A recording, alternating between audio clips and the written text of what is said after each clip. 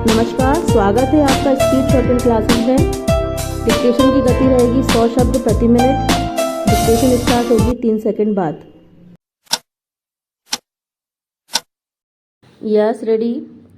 महोदय, यह बड़े गौरव और प्रसन्नता की बात है कि हिंदुस्तान में 10वां विश्व हिंदी सम्मेलन का आयोजन किया गया था, जिसमें लगभग 40 देशों के प्रतिनिधियों ने हिस्सा लिया था।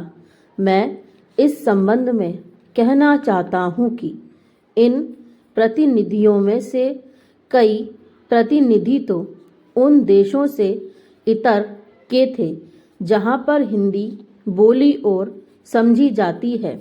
10वें विश्व हिंदी सम्मेलन में वेनिस विश्वविद्यालय, इटली की प्रोफेसर मार्का ने कहा कि भारत में उनकी शुरू से ही रुचि रही थी और इसलिए हिंदी सीखी थी।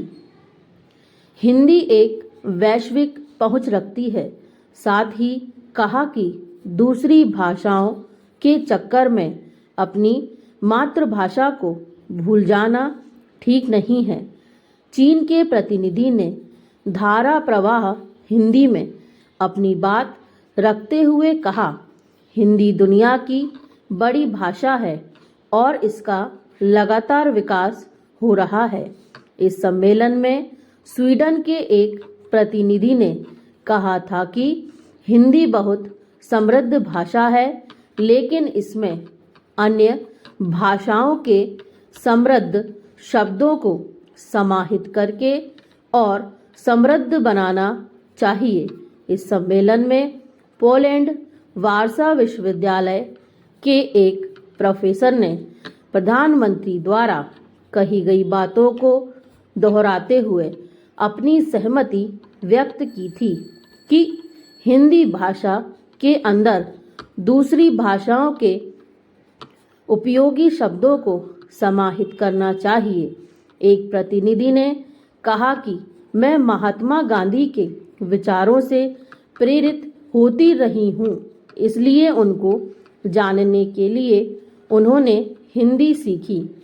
आज कल हमारे यहाँ हिंदी और हिंदी की फिल्में बहुत लोकप्रिय हो रही हैं।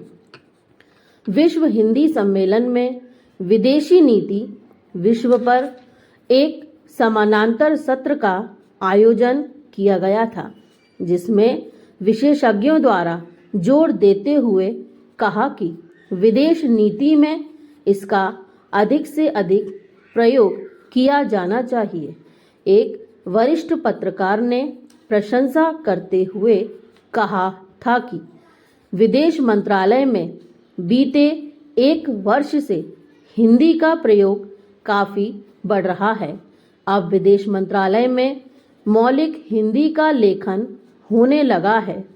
उन्होंने विदेश मंत्रालय की वेबसाइट पर मौलिक हिंदी लेखन को और बढ़ाने की आवश्यकता जताई और क्षेत्रीय भाषाओं में भी जानकारी उपलब्ध करवाने का सुझाव दिया।